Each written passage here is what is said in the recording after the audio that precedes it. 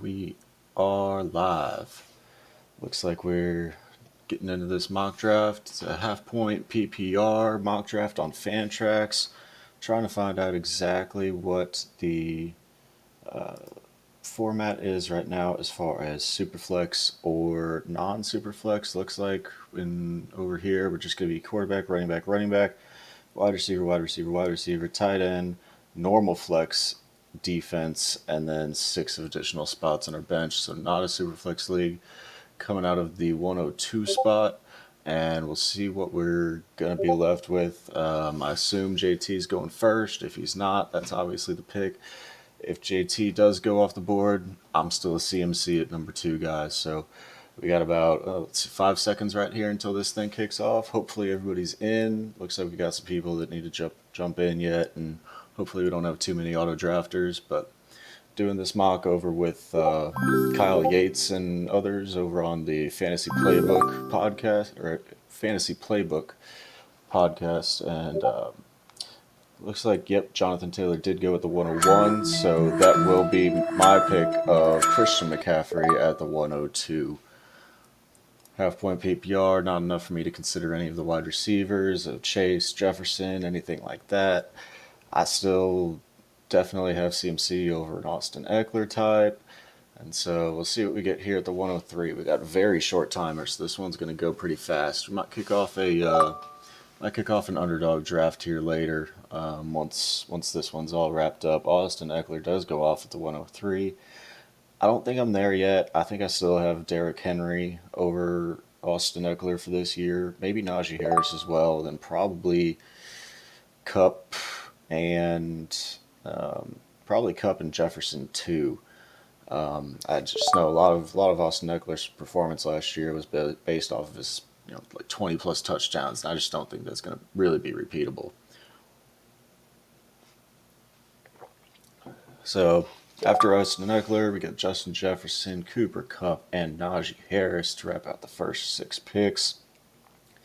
Yeah, and Derrick Henry still being on the board. I mean, I know he's an injury risk, but man, the pace that he was on last year, I don't see them doing anything different. They haven't brought in any other running backs to give him anything different. Nobody else is really good enough to carry any sort of a formidable workload back there, I don't think.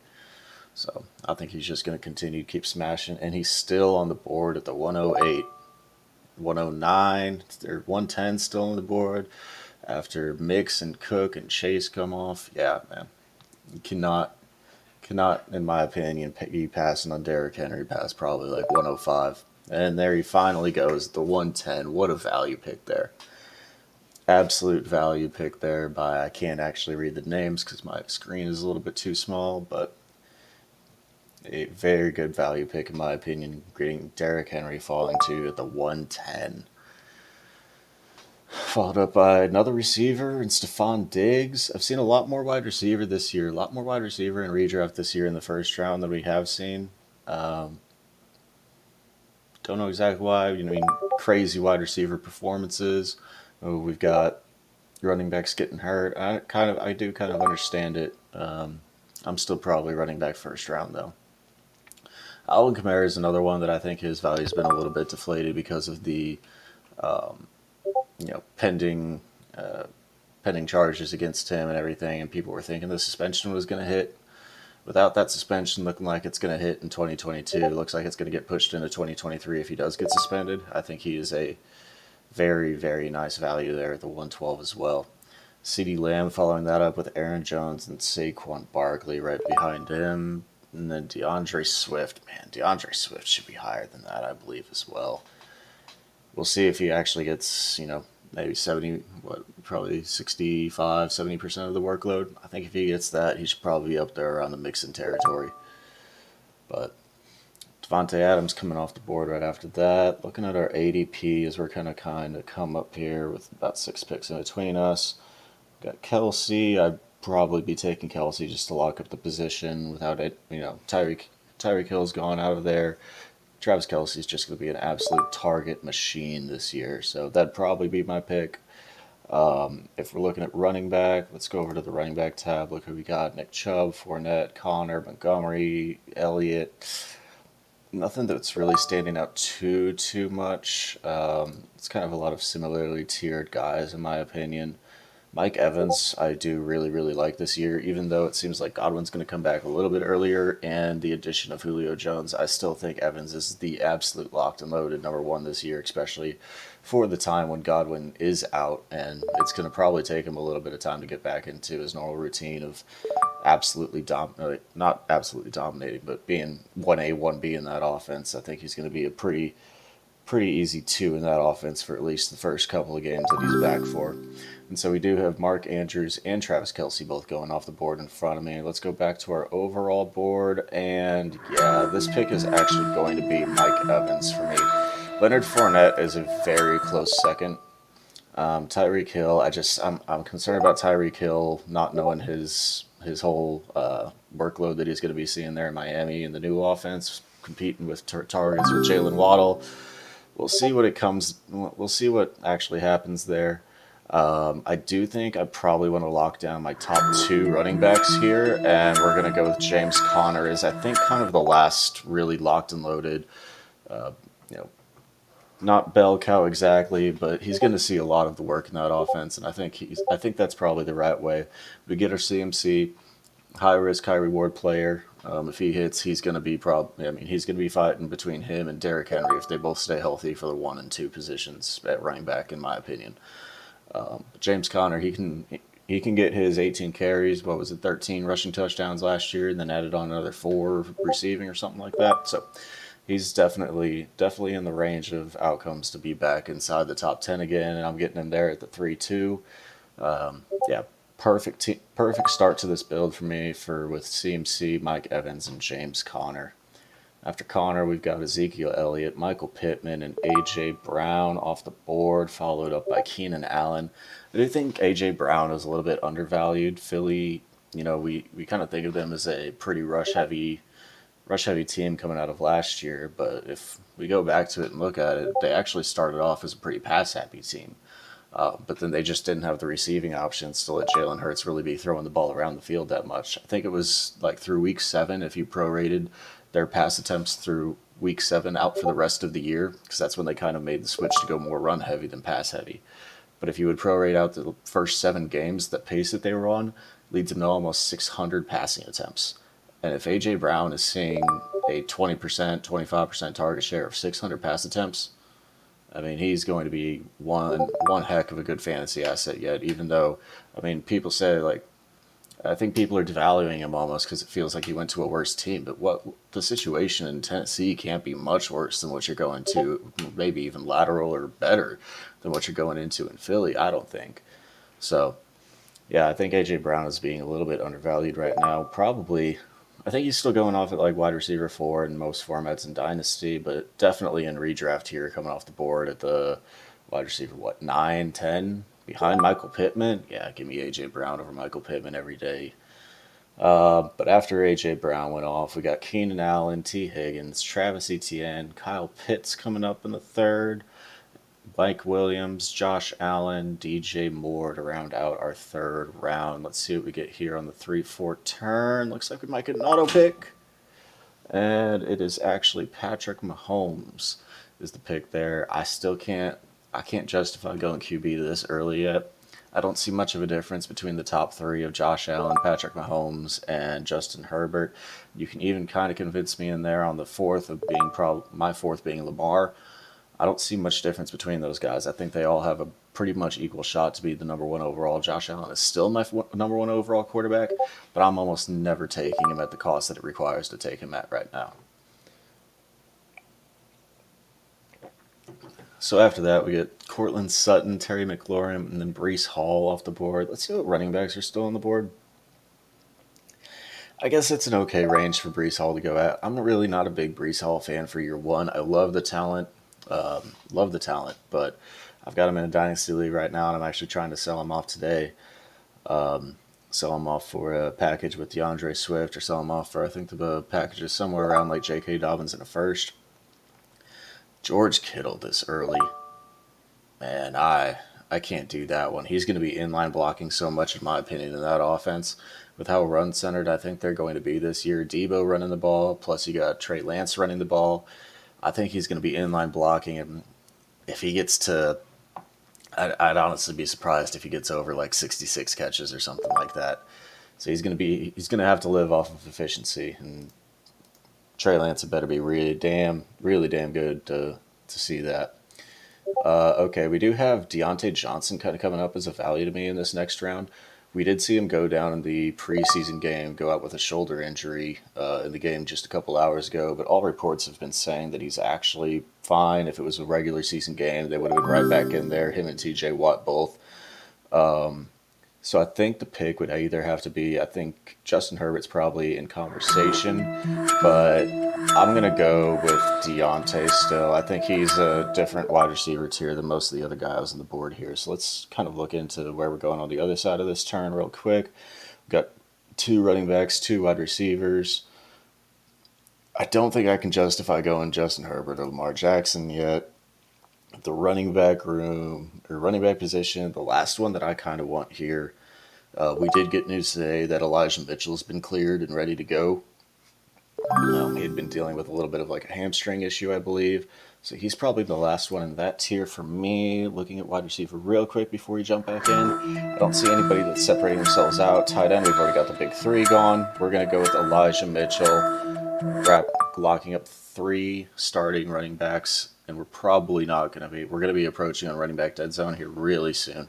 So I doubt we're going to be taking any more running backs for a good while. The only one I could see, really unfortunate with the news that just broke about an hour ago that Brian Robinson was involved in as a suspect in a attempted carjacking, got shot multiple times. I mean, I haven't been a big Antonio Gibson fan, but T's and P's up to Brian Robinson. Hope he's all good. Hope he can come back, but getting shot multiple times in the lower body is the report that I last saw as I went live here. So doesn't look good there. I don't know if Washington's still going to give Antonio Gibson, like a majority workload or anything, but he's probably at least seeing more than we were assuming whenever we keep seeing these reports come out that they just do not want him to be running the ball because he just turns the ball over. I mean, whenever you're running back in the NFL and you can't hold on to the ball, I mean, you're gonna be what happened to Antonio Gibson, where you're playing on special teams as a kick returner, punt returner. Like, it's an unfortunate situation all around, but the ADP might be a little bit reflected in that. So yeah, like if I were to actually look at it right now with the news we have currently as it's standing right now, would I rather have, and there Antonio Gibson goes. But I do like the pick because I think this guy's probably, it's Yates. Yates is the one with the pick. Honestly, good by you, Yates. Yeah, so, would you really rather at this point when they don't have another running back on the squad, would you rather have Josh Jacobs, Damian Harris, Cordell Patterson, Miles Sanders, any of those guys over Antonio Gibson? I don't think I personally would. I think he went in a pretty. I would actually have Gibson over CEH as we currently stand today. So yeah, it'd be Elijah Mitchell and then Antonio Gibson and then all the rest of those guys for me. So I think a great pick by Kyle there, looking down the ADP board a little bit more and finding some value based off the information we have at this point currently. But after Antonio Gibson, actually, let's replay a couple of these other picks because I was in the Antonio Gibson talk right there. So after my pick of Elijah Mitchell, we got Jerry Jeudy, Justin Herbert, Clyde Edwards-Helaire, too early, DK Metcalf, Darnell Mooney, Antonio Gibson, J.K. Dobbins, Hollywood Brown, Michael Thomas, Chris Godwin, and Dalton Schultz. I will say that Michael Thomas pick could really pay off. I don't think it's going to yet. I'm not fully bought in on Michael Thomas being back yet. But if Michael Thomas can return to even close to form, Michael Thomas is being incredibly undervalued right now. And so we'll see what happens, but I do kind of like the pick there. I'm not personally bought in. You give me Brandon Ayuk, Adam Thielen, Michael Thomas. The issue that I have with Thomas is that we've never seen Thomas with this much of a stacked wide receiving core, I don't think. It's like whenever he was getting his 170 targets or whatever that crazy season was that he had, there was really just nobody else. And you're playing with Drew Brees, a very accurate quarterback compared to Jameis Winston, a mild, I'd say pretty inaccurate quarterback, but we'll see what Jameson him can do. But he's a player that I'm just not. I'll be fine with missing out on if he does hit this year. So after that, we got Edmonds, Thielen, Ayuk, Damian Pierce. Damian Pierce is a really good pick there. That's going down the ADP board probably a little bit, but really finding some good value. Darren Waller, Tony Pollard. We do need to be looking at our next pick here, tight end. Where we're in that range where I'm fine with taking either any of Hawkinson, Goddard, Ertz, either that, or if I don't get any of those guys, I'm also fine with just fully punting the position all the way down to, like a David Njoku, Cole Kmet, something like that. So we're going to stay away from there. QB, I could actually convince myself to go Lamar Jackson, but I think we're going to try to play it through this turn, and we are going to take the top wide receiver at the position on my board, and I'm going to make a panic pick because I wasn't ready, and we're going to take Tyler Lockett. Probably not the direction I would have wanted to go. Very much not the direction I wanted to go. If I would have played that right, knowing that we were about to take Lamar Jackson, holy crap, he just took Jalen Hurts over Lamar Jackson. Yeah, we're taking Lamar Jackson, and I fucked up that last pick because that should have been Rashad Bateman, and we would have had a nice little stack there. Yeah, you're going to give me the number 4 quarterback because Jalen Hurts should not be number 3. You're going to give me the number 4 quarterback coming in here at the 7-1. People have been passing on quarterback a little bit more than they normally do. I think this league's a little bit maybe sharper. Everybody's trying to play the late round quarterback game a little bit. I like Jalen Hurts. I love his rushing upside, but I still don't think you should have him over Lamar and Kyler Murray, even in redraft. Man, if I would have played that right, we should definitely have Rashad Bateman and Lamar Jackson on this roster, and that would be a really nice stack that we could have rolled out there each and every week. But let's recap the team a little bit. We got CMC, Mike Evans, we got James Conner, Deontay Johnson, Elijah Mitchell, Tyler Lockett, and Lamar Jackson as our QB1. And a 1 QB league does need to be made clear that it is 1 QB league. Obviously, you would not be seeing these QB values on the board if it was Superflex. So that's about going to fill out our starting roster. This is a pretty short starting roster that we're actually drafting tonight, it looks like. So really the only position that we have to fill is tight end. And we'll see if anything comes back around here on the turn. I think there's probably going to be, I think you can see a couple of tight ends go in this round. Let's go over to that board real quick. Yeah, so I think if 2 of the 3 go, where Hawkinson, Goddard, and Ertz, I could all see them going before me. I think if 2 of the 3 go, then I'll probably take the last one here. It is good to note. Oh, and there goes Goddard. Yeah, so I think I doubt I even get one of them back. But let's play the game saying that one of them will come back. I think I'd have to take it here at the 8-11 because Team 1 does not have their tight end locked in yet. And they just picked their quarterback. Looks like they're probably going to try to fill out their starting roster before they really go try to build depth or anything else. So I think the right play would be to try to take those. That's kind of the tier cutoff. Is after Ertz, I have a tier cutoff between Knox. Gesicki's shouldn't be anywhere near that point. He's already said that he's unhappy with the role that he's had, where he's just a more blocking tight end this year. Yeah, and we already have Ertz off the board. If Hawkinson somehow makes it back to the 8-11, he's the by far easy pick right there. But I doubt he will. I bet we're going to have to punt the position, and we're going to be looking for like a Kmet in like round 11 or something like that. Looking at this right here, honestly, Amari Cooper is a really good value. I mean, you're going to tell me that you want 6-game suspension. I know he doesn't have a QB that we really know of locked in yet for the first 11 games or 13, 11 games, whatever it is that Deshaun Watson's spending for. I think he's 11 games. He's coming back week 13. I know he doesn't have a locked and loaded quarterback, but like he's still going to be the number 1 pass catcher in that offense. So why would I not be taking Amari Cooper here? I mean, you're going to ask me Devontae Smith or Amari Cooper. Like, I'm taking the 1 in his offense. Tom Brady is still incredibly undervalued. You ask me Joe Burrow or Tom Brady, I'm taking Tom Brady every single day. Hawkinson did go, so it looks like we are going to go full punt tight end strategy. And as I was just saying, I think Amari Cooper is severely undervalued. he's going to be the pick. And we'll see what we get back on the other side. So that gives us 1, 2, 3, 4 wide receivers, 3 running backs. Let's see if there's any. We're getting to kind of a weird low point, I think, in wide receiver. I do really like Allen Lazard.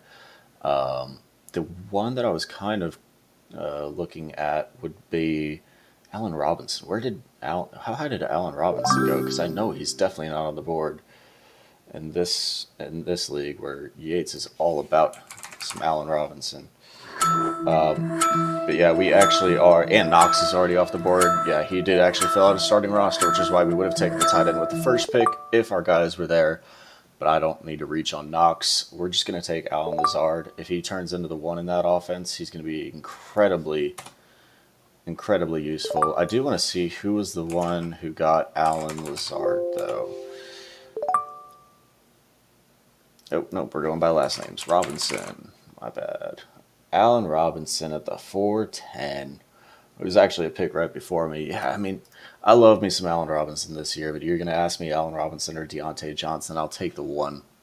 I think they could actually probably have pretty similar outcomes, but I'm going to take I'm going to take the production that I know in Allen Robinson. So, after the Allen Lazard pick, let's recap here. Let's see what we get off the board. We've got Miles Sanders, Michael Carter. Michael Carter is actually a really good pick too. By all indications, at least early in the season, he's going to be the primary rusher there for the New York Jets. So I do actually really like the Michael Carter pick. And then Robert Woods, Tom Brady, Dak Prescott, Cole Kmet. Oh gosh, Cole Kmet's already off the board too. Okay, I might actually have to start looking at tight end, or we're going full punt till last round.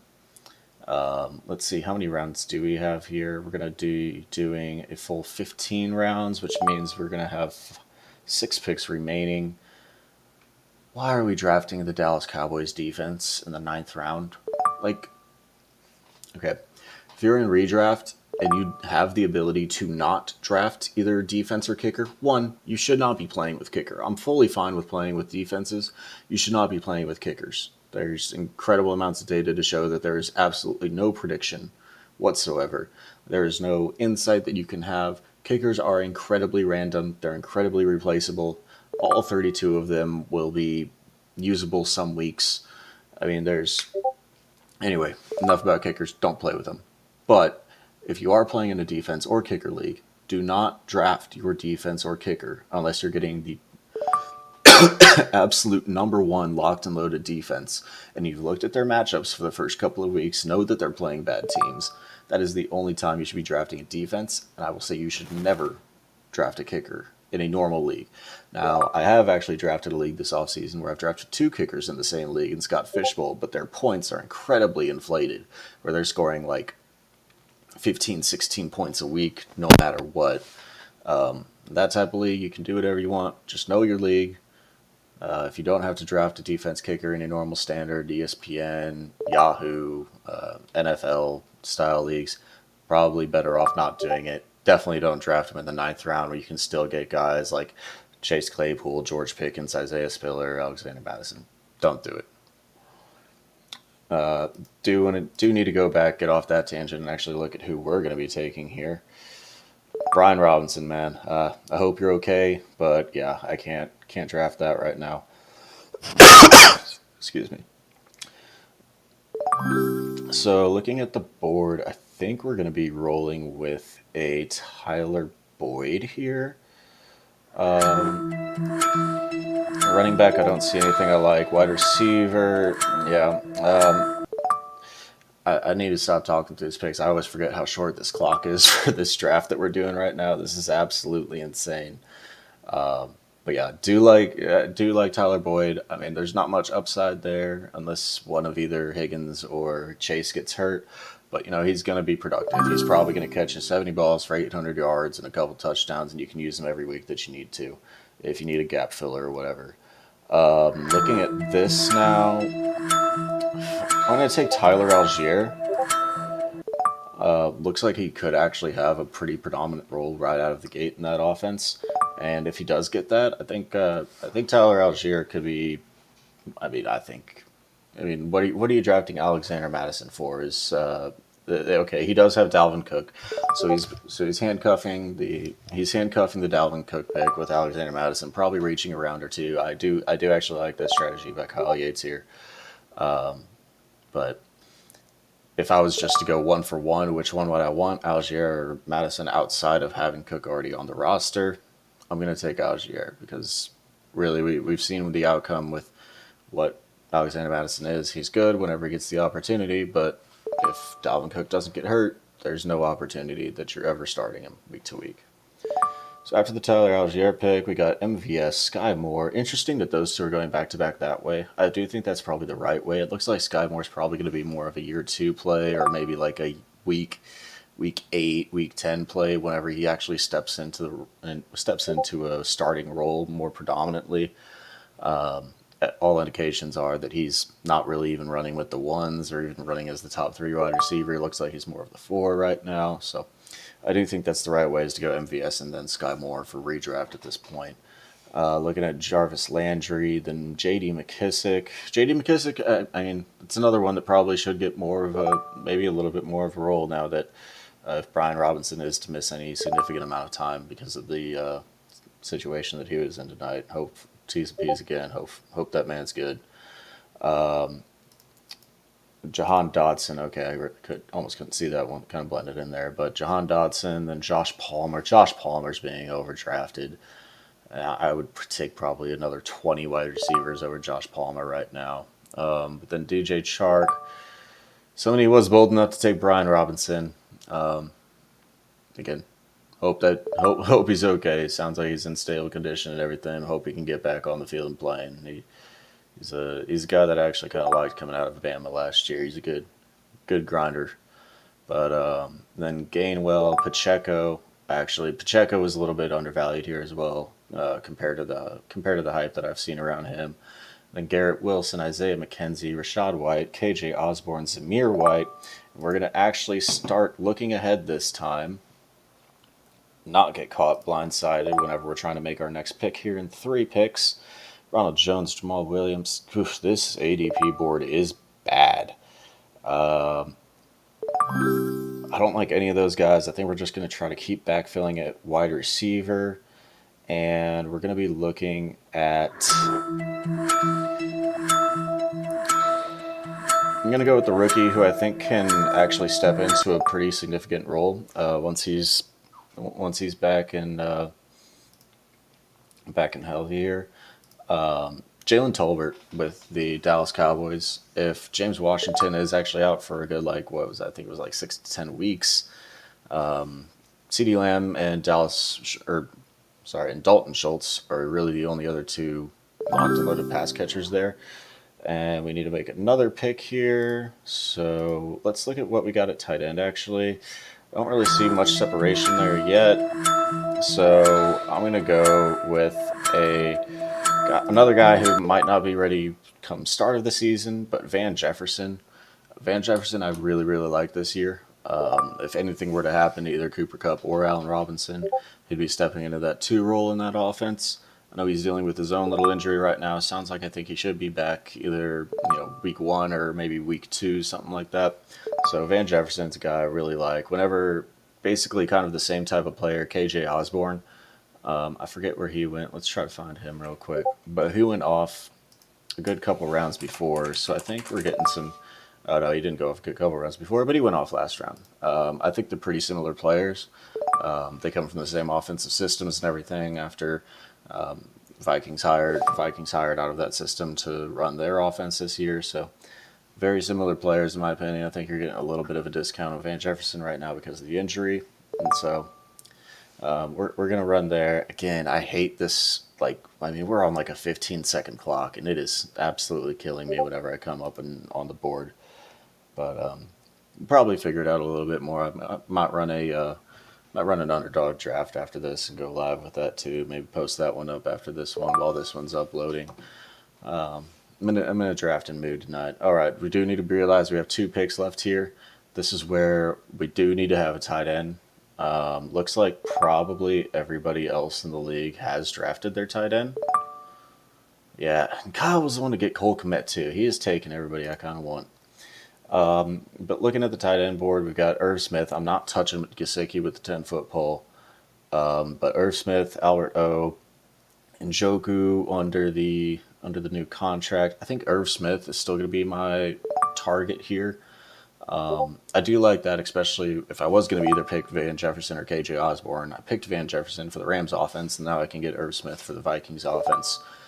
So I think that's probably going to be our next pick. The only thing I would like to see, if everybody has their tight end already, which, yes, everybody does have their tight end. So assuming that nobody takes their tight end two, only one team in here is taking two tight ends. And I don't agree with that strategy at all, especially not in a tight end premium format, especially not in it's only half point per reception format as well. Don't agree with taking two, but I doubt anybody else will before my pick. So I'm going to save the Irv Smith pick for last, and then we're going to look at running back and wide receiver here for the last pick at the 14-10, since we already have our 15-2, or I'm sorry, the 14-11, and then pick Irv Smith here at the 15-2. Ronald Jones sounds like he's going to get cut. He's not the pick. Corey Davis, Darrell Williams. Man, their ADP board is not good. I guess this is their rank. Oh my goodness. Okay, well ADP still has them both up there, so it's still not great. Let's just scroll down. We'll see the first person that I kind of like. It's probably going to be somebody that's cut. That's a good thing to remember. So let's say that having CMC on this roster, let's take his backup and Deontay Foreman. Just in case CMC does go down before the start of the season, because I'm probably going to have to drop Deontay Foreman to pick up a kicker. Or to pick up a defense. So I'm probably not even going to have him on the roster whenever this season does come around. But if CMC were to get hurt, I could probably move CMC to an injured reserve spot if that would be available in this league once it actually started. And then I could move Deontay Foreman into my active roster. So I think that's a good kind of like handcuff that's probably still going to end up being cut. Irv Smith did actually go. I don't know. Why are you drafting Irv Smith? Who cares? Alberto, we're going to take him. It should be good in Denver offense. Hopefully Greg Dulcich doesn't take over more of the role than we're expecting. Some people say that's probably going to happen. I'm not bought into it personally, but that's going to wrap up this draft. We're going to let this play out, but as we're doing that, most of these people, I assume, are still going to pick defense, even though they probably shouldn't be. And I personally haven't looked into which actual starting defense I even really want this year, looking at the first 3 weeks and looking at matchups and stuff. I believe it was Denver. Denver, I think, has a pretty good one where they have like Jacksonville and Houston in their starting 2 weeks. But I'm going to recap this draft at quarterback. Let's actually do it from over here, and that way we're not having to jump back and forth when people are making picks. Quarterback is Lamar Jackson. Running backs, we have Christian McCaffrey, James Conner. Then we have Elijah Mitchell filling in our flex. We also have Tyler Algiere and Deontay Foreman, who will probably be cut, but they are filling up the bench spots. At the wide receiver position, we started off with Mike Evans, flipped around to Deontay Johnson, Tyler Lockett, Alan Lazard, Mari Cooper, Tyler Boyd, Jalen Tolbert, and Van Jefferson. Tight end, we went full punt mode, waited until the last round, thought we were going to get that Irv Smith, but for some reason was taken in front of us. I'd honestly assume he probably gets cut before the season, and we can pick him up, hopefully. If not, still fine with rolling out Alberto and running with that. Short lineup, short clock. Wish we could have taken some more time to make some of those picks. If I had to go back and fix anything, it would be that Tyler Lockett pick where we panicked and took Tyler Lockett, knowing that Lamar Jackson was still on the board. He probably shouldn't have made it back around to us, because I don't think most people would be taking Jalen Hurts over Lamar Jackson yet. But if we could have had Rashad Bateman here and then flipped it around with Lamar Jackson, it would have been a really nice stack to fill out this roster. Either way, I still really like this roster, though. Yeah, especially if you were to put in Rashad Bateman right here. Really like the roster. We've got some good, nice upside shots, and like Alan Lazard, Tyler Algiere, Tolbert, and Jefferson, along with some baseline, just standard, normal, plug and play guys, and Tyler Boyd, Amari Cooper. And so I like this draft. We're going to end this one here. And I might get back on in a little bit and upload another video to see if we can get a underdog draft going and see if I can upload that one as well. So see y'all whenever I do get back on. Cheers.